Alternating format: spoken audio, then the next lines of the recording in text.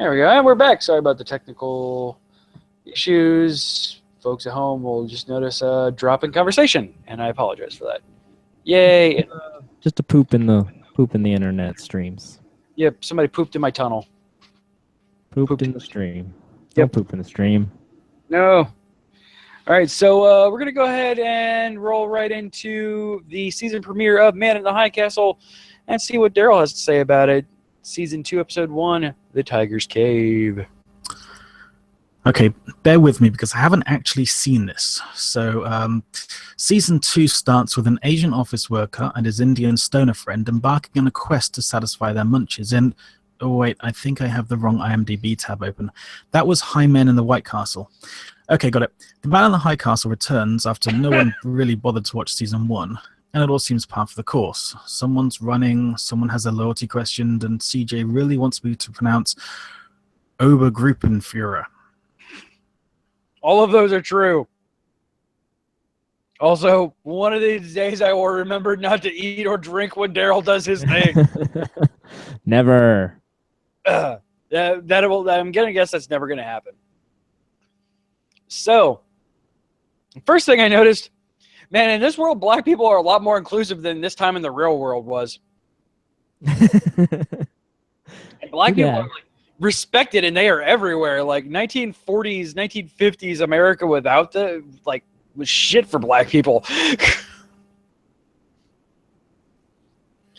So, I mean, good for Nazi Germany and Europe and Imperial Japan for being inclusive to black people. Good job, everyone. Giving them those boat work. I mean, he was even then, like, he was helping out, like, Gary later. There was a black dude helping out Gary later. Yeah, one of the main leaders of the resistance or whatever they call themselves is a man of color. Can't remember his name at the moment. He was there. Yeah, he was like, important. Hey, we shouldn't kill that girl. And they're like, no, I'm going to kill her anyway. And then everything went to crap. Oh, well. It was pretty much that worked out for you guys. Saul and Mike moment there for a moment. Yes. So, a spoiler alert on some of these. A bunch of these are me commenting on the fact that I had Amazon's closed captioning on. So way to go, Gary. Yeah. So thanks for just repeating. I'm the one who's supposed to die a bunch. Hey, I wrote that quote down too. It's hard to take notes on this show, just like last season. I know it is, right? But our Pledge of Allegiance, that was fun, right? Yeah. In blocks speaking Japanese. Thanks, closed captioning. Yeah, that was my favorite. I love it when it does.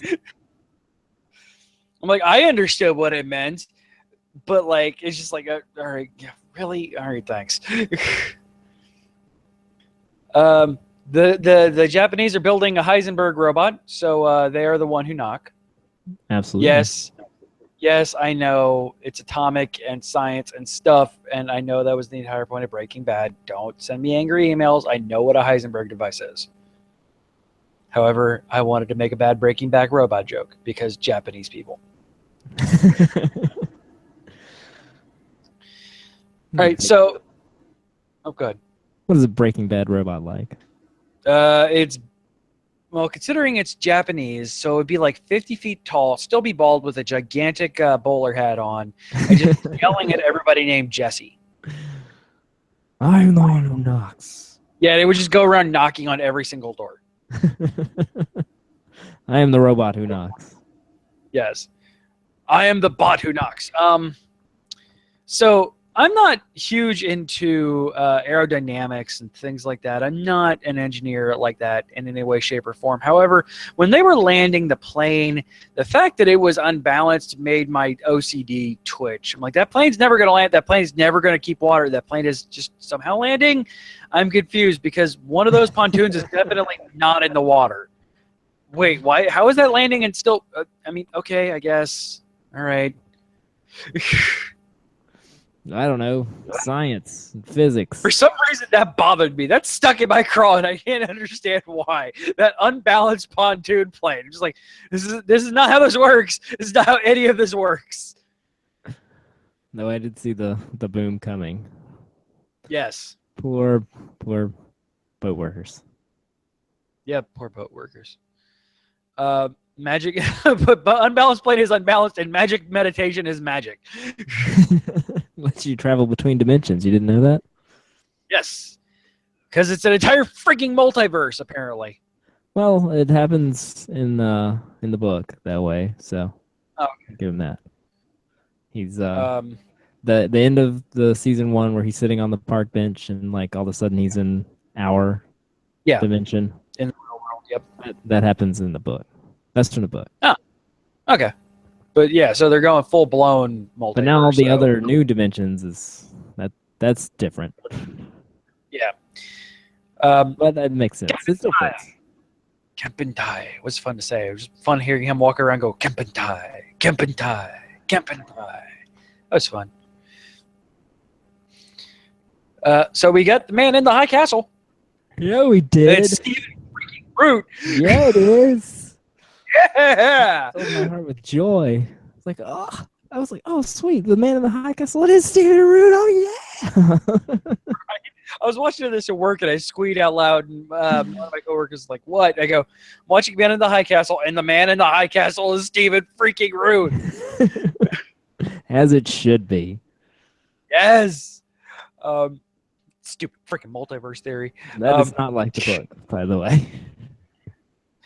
In the book, he's like this handsome, well-to-do Indian man. Hey, it's Hitler. I said that out loud to him. I'm like, hey, it's Hitler.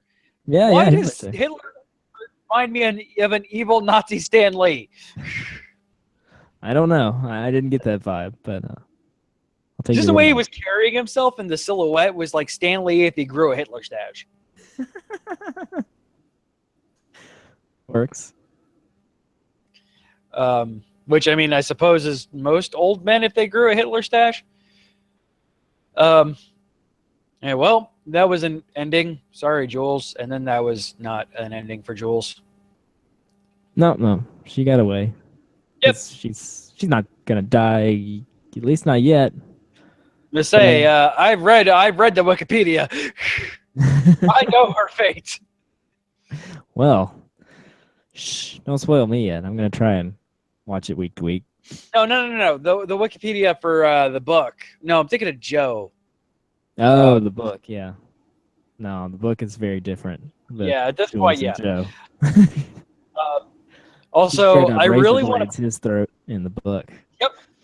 All right, so the white dude going around. This can make you very yume.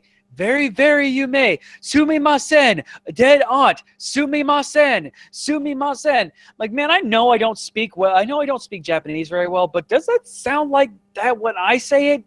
He's really bad. I think he's supposed to not be great at it. I mean, I really like the actor they cast for that character. He plays it well.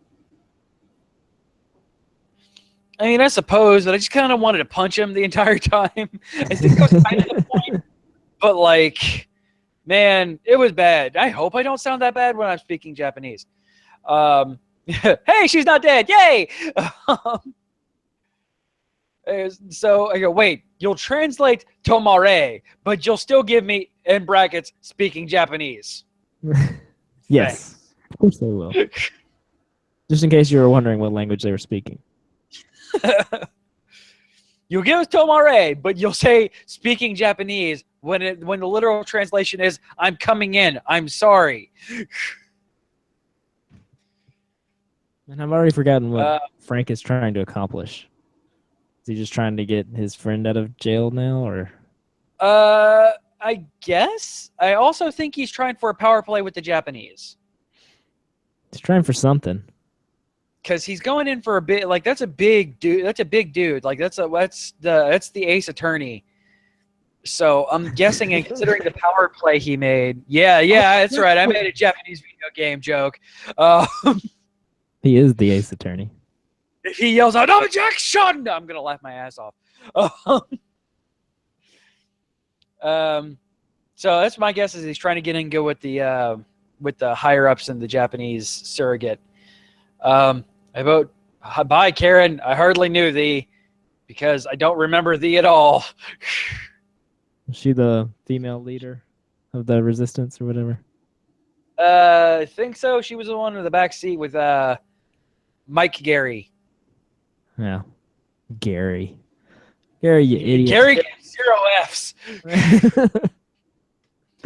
Clearly. You said not to kill her. I'm going to kill her anyway. Pull over. Gary just 0 Fs. What about the Nazis over there? Pull over. I'm going to kill her now. So yeah, this was a 8.2 on IMDb, by the way, and I think it's a little low. I think this is a solid 8.5. Yeah, I think so. And I liked it. I liked it a lot. If I had a complaint with the first season, it was one, the pacing was a little slow. Yes. It didn't bother me too much because the show is so well done. Like I enjoyed just being in the world, even if things weren't really happening. And two, excuse me, I'm losing my voice. Like we didn't really get answers to anything ever. Yeah. Just always introducing things and then all the dangling threads in the end of season 1 and nothing got resolved. Yeah. So immediately we come in here, the pacing's significantly better, and hey, we actually meet the man in the high castle, and hey, we actually get some little bits of explanation of what the crap is going on, and oh, here's the plot of the show, and here's the goals that we're trying to achieve. Yeah. And it was nice. That made me excited for season 2. Like maybe we're actually gonna get some good meat here. I am. It does make me excited to see what's going to happen. It just didn't feel like it was fully like ready yet. It seems like it was a little undercooked. I'm watching a lot of cooking shows lately. Watching that Food Network all day, every day. So that's all the notes that I had. What do you got here? I think that's it pretty much. I think you covered them all. Finding someone well connected. Way to go, Gary. And what? Explanations? Explanations? We have films, and for some reason these people show up in them over and over again. And we're trying to get this outcome, and oh look, we have a goal that we're trying to achieve. And we got to see the man in the high castle and this freaking stupid root, and that's great. So, yeah. Multiverse theory. Hey, we'll see. It made me. I feel good about where it's going. Oh yeah. Better than I did in the first season. Because they're actually giving us something. Yeah. Which is definitely better than nothing. Which is what we got a lot out of the first season. Yeah. The first season felt more like we're just gonna spend as much time as we can universe building. And we're going to introduce all these mysterious things, but we're not going to explain them at all. Also, for the record, Daryl, and I know this was your sarcasm, and I understand. However, this is what we do. Man in the High Castle is still the most watched Amazon original. So a lot of people watched it, yes. No, and like I said, I mean, I saw it was already renewed for a 3rd season, so yeah. I know that's his sarcasm, and I get it. However, this is the game that we play. And Daryl, finish it. I know you got bored and gave up. At least watch the last couple episodes. Yeah, try and watch the last few episodes of season 1. Yeah, last 3. I'd say 3 episodes are pretty much all you need to watch to understand what's going on. Yeah, because that gets over the filler. You get the pretty much the entire arc of the Marshal is described. And then you kind of get what's leading into season 2. I mean, so yeah, they do have a problem with their characters being likable. Yeah, it's kind of weird that the most compelling and interesting character is the bad guy. Yeah, Oppenheimer, whatever, Smith. Schmidt. Oppengruppenführer. Whatever. John Jacob Jingleheimer. Joe's likable. He is. He's still a little emo, but we'll see. It looks like they're trying to. Yeah. Oh well, everybody's emo in this world because for good reasons. Yeah, I mean, Washington D.C. was nuked off the face of the planet. I know. He's just a little whiny, but it looks like I also got kind of the feeling that they're trying to adjust some character things, make him a little more interesting and compelling and likable. And then there's what's his face, the Jew, Frank. Yeah, Frank. Man, that's not a character I'm enjoying so far. No. So we'll see.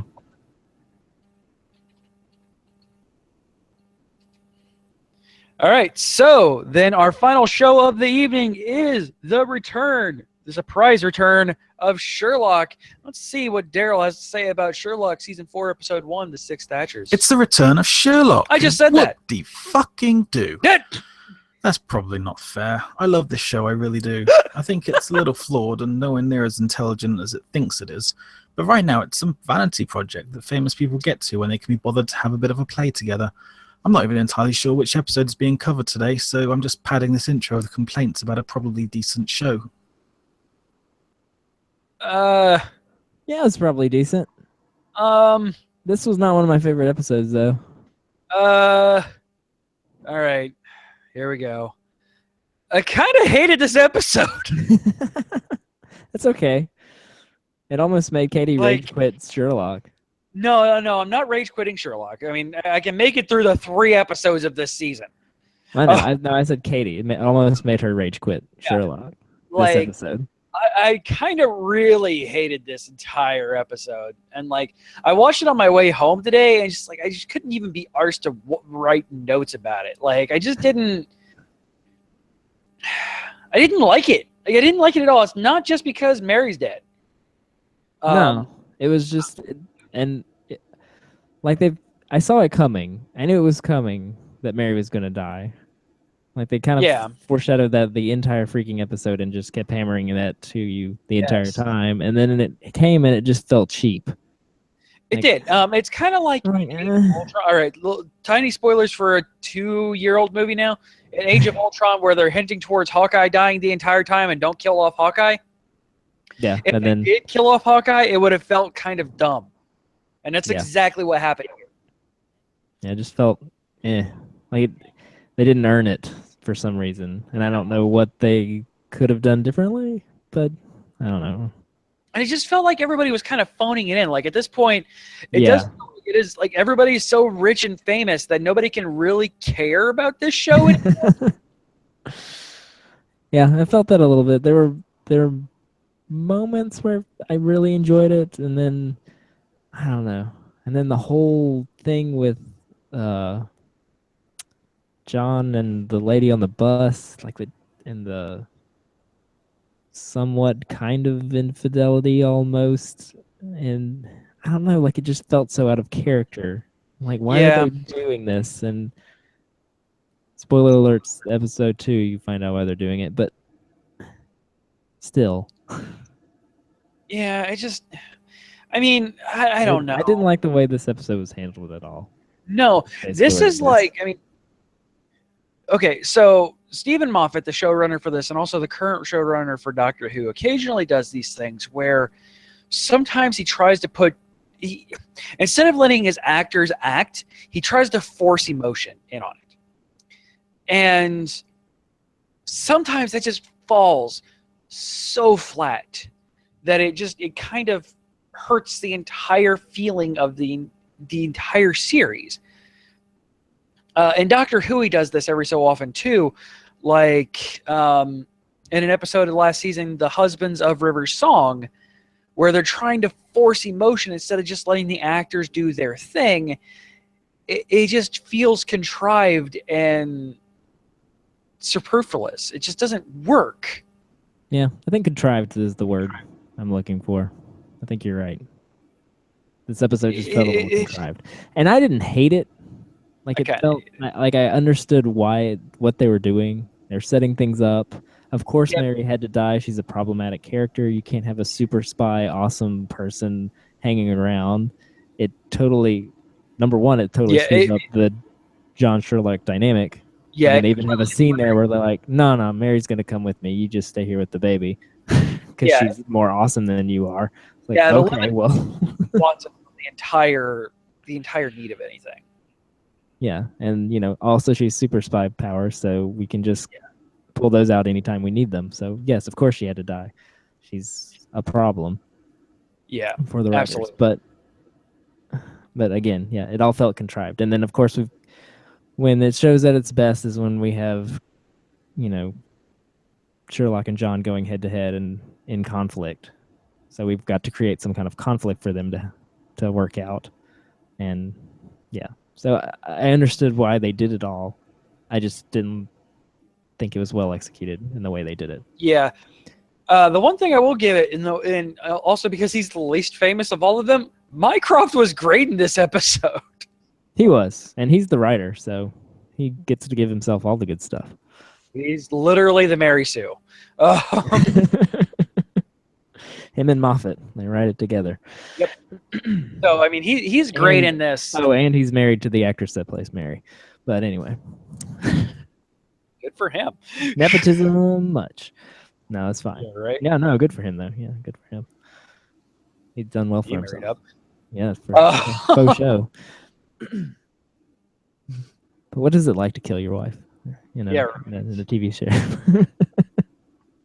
I don't know. Like, I just really, like, if I was not already involved in liking this show so much, if this was certainly my first episode to watch of this because I just happened to catch it on PBS or something like that, I'd be pissed off and would never want to watch this show again. Because even if you're not attached to the characters, everybody is literally phoning it in. This is the reason why I didn't like although I'm not a huge fan of Arrested Development in the first place, why I hated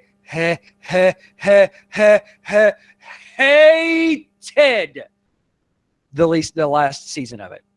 Yeah. They tried to make it work and it just didn't. It didn't work at all. The magic was completely gone. Yeah. And at this point, this is this for this. I can sincerely hope that at the end of this, like, it's pretty much wrapped up and they don't try and do a season 5. Like, let it die a good death. It should have went out on the greatness that was season 3, episode 3, and just let it go. Based on what I'm seeing, just on the title of episode 3, I think this is the last season. It might not be. I mean, but I kind of hope that it is. I hope this is not just one of those things that they come back to every, 3 years and just like, all right, cool, we want to do another series of Sherlock just for, because apparently Stephen Moffat doesn't make enough money. Kicks and giggles. I don't know. It's fun. I guess. But I mean, I'm okay with pet projects, but make the pet projects good. I know. And if it makes you feel better, I've already watched episode 2 and it is significantly better. Good. It is an excellent episode. Good. So and it takes a few things from this episode that I hated and pays them off. Not in a good enough way for me to say this is a good episode, but you'll enjoy the second episode. Good. I'm definitely looking forward.